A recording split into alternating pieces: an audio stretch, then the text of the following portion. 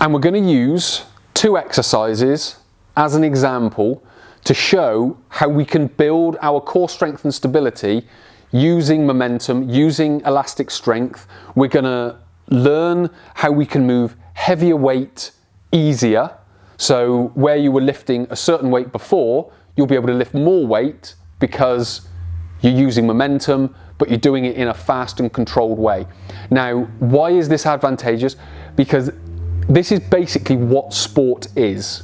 Sport isn't a deadlift unless you're doing powerlifting.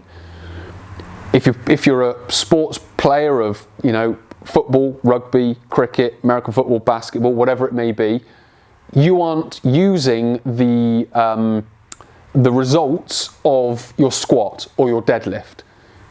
You'll be much better using the results of a kettlebell swing or the 2 exercises that I'm going to talk about here, because they're a little bit more core based. So I've got 2 kettlebells here, a 16 and a 12. So I'm going to use the 16 first.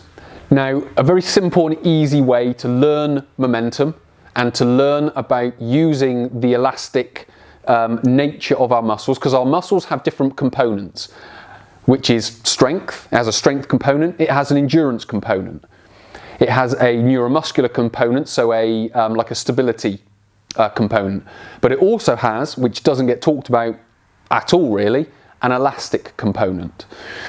This is what kettlebells train really well, is the elastic component. So very simply, all I'm going to do is I'm just going to pass this around my body. So I'm keeping my body nice and still, and what's happening as I pass it around, the muscle tension is following the kettlebell, and I go the other way. And you'll obviously also feel it through the arms. So if you're involved in any sort of throwing, you aren't going to benefit from a bench press or a pull-up. You're going to benefit from moving a kettlebell, because what you're doing, and it will become more apparent with the next exercise, because as you'll see here, when I grab onto this weight, there's a little straightening of the arm, but I don't want to straighten my arm. I'm not passing it like that. I'm keeping tension in the arm, and that's using that elastic energy at the elbow. It's also using the elastic energy at the shoulder to move it around. So we come into that position. We've also got, as I mentioned, the load going through the torso. So again, if I'm throwing, the load doesn't just stay here. Because I'm rotating, the load changes with when my body changes. So the next one, we're going to make it a little bit more dynamic. We're going to make it a little bit more fast. So we're going to use this 16 again. What we're now going to do, we're going to come up to the shoulder. We're going to go round the back like we did before, but we're going to come back up to the other shoulder. So we come up to here, we go down, and we come up. So we're now starting to use, if you notice, I'm starting to use my whole body to move it. So I've got to hold my torso solid, I've got to use my arms to guide the weight, and I've got to use my legs to support and move the weight from low down, cushion it down and spring it up. Cushion it down, spring it up. So again, I'm using a heavy weight. So if I tried to stand here and do a bicep curl up to here, it's not going to happen. So I can't lift a 12 kilo kettlebell like that, like I would if I was doing a bicep curl. But I can use momentum, and again, this is going to be much more effective for anyone playing any kind of sport, because you're developing that spring. You're developing the elastic component to the muscle. So we've got those 2 exercises. They are 2 very simple exercises. Again, we can go and take it into a lot of different avenues, but we can come sort of here.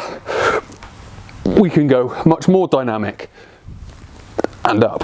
And again, as I go across, I'm opening out my torso ever so slightly and then closing it off, opening it out, closing it off, using the legs, using the arms. So you've got shoulder, torso and leg all the way across diagonally, and then the other way when I go the other way to come up into this position and move the weight. Because again, I couldn't move this 12 kilo. Wow, that's a bit easier. Not like that 16. But it allows me to be able to move it, and then you can go a little bit more dynamic as a fourth exercise, which I was only going to use 2, but we can stand straight on and again throw it over the shoulder.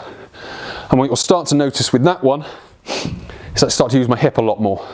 So I'm starting to explode from the hip, and again it's developing that elastic. So if you want that explosive type of strength, this is where snatches, cleans and jerks can come in, but this is where kettlebells are probably the best equipment for that, to build that elastic nature.